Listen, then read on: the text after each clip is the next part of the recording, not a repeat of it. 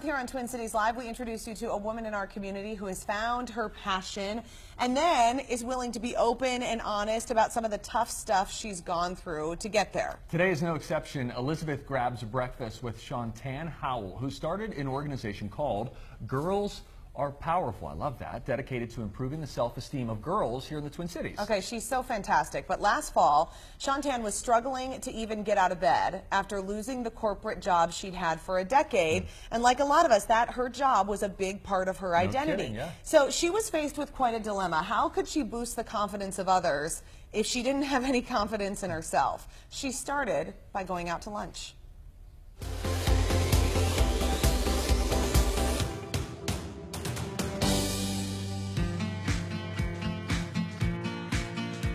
Here's why I brought you here. This place is called Birchwood Café. Okay. And this is one of my favorite little lunch and breakfast spots. And I love it because they're all about building community here. So it felt like the perfect place for you because you are so passionate about building community and particularly building up girls. Yes. And I just love that mission.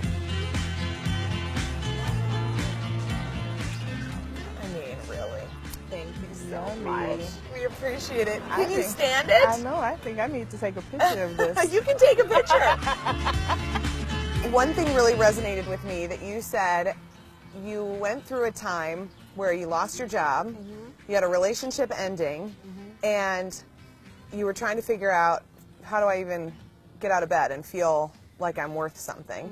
And your first step was to just call one person and say, let's go have lunch. How did you come up with that idea? I just wanted to just get out, get some air, and have me time, and be around people that I can be very open and talk to about how I was feeling. And that's why I chose lunch. I really found my power with connecting with people because that's what I was missing. When my position was eliminated, I realized that I really missed my friendships that I had made over 10 years. And so getting back to talking to people, laughing and hugging and all of that stuff and being helpful is what gave me my power back. Well, a lot of us find our self-worth in our jobs. I remember laying in the bed, and I had a woman who asked me to come speak to her group. And I'm like, how can I come speak to these women when I'm having a hard time empowering myself or, keeping myself afloat? And I didn't immediately say no. I talked to my board member, and she was just like, Shawntan, you got this. So she was giving me my power back. And I just decided to move forward. When I went and talked to the group, I told them that I lost that. I lost who I was, and I had anxiety. I was having panic attacks because I didn't know what was next. And me coming to talk to them actually helped me, put that out there, and because there's power in stories.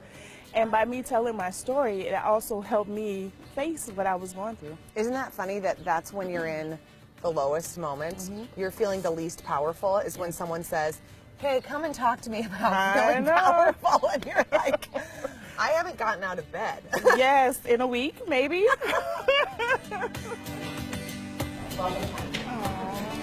When I first met you, you are a very, you're just a bright person who just connects with people. You see people for who they are, and you're a connector of people. So I wonder, did you have someone telling you growing up that you were great all the time? No. Or was it something from inside of you that you thought, I am worth something? I think what happened was I saw my daughter going down the same path that I was going down, because I was always the tallest in school.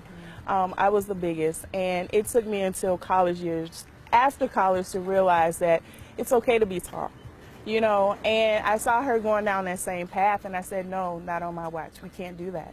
And so I had to be that, I had to show her what I was trying to teach her. I get down, I'm like, oh my God, my hair, oh my God, I just, I don't feel good today. And I hear her saying, Mom, you got this, you okay?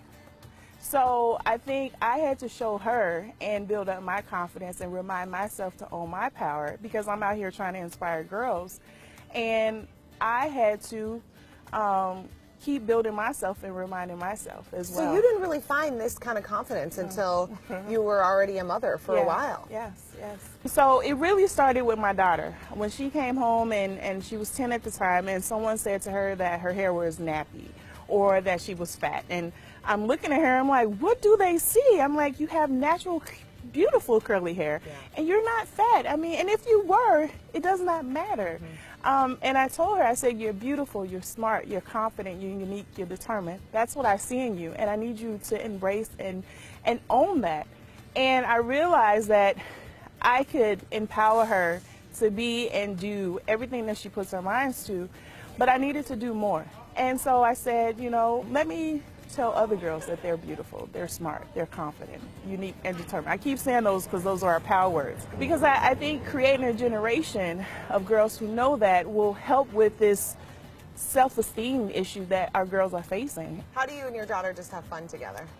Movies. She loves movies. Movies. She's a huge superhero fan. I'm excited for you, and I appreciate you Thank you. talking about, you know, these times when it's tough. And I think that idea of losing your purpose and losing yourself for a while and then having to pick up and figure out how to redefine what that is. It's very powerful. I mean, and I had to remind myself, I'm out here telling these girls, own your power, and here I am losing mine. Yeah. And so I had to make that decision to own my power.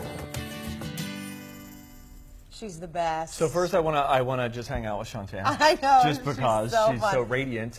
But you know, as a father of 2 little girls, I'm always trying to like think of how do I empower them so that they feel all of those adjectives that she was just using to describe girls. But it reminds me of the importance of having women talking to other women who are confident in saying, "And you've got this too, and you are beautiful too," etc. I think that that's great. It's that supportive environment that she's working on. So Shawntan is now working on Girls Are Powerful full time. And she's not saying this is easy. I mean, it's a real challenge. She's running a small nonprofit.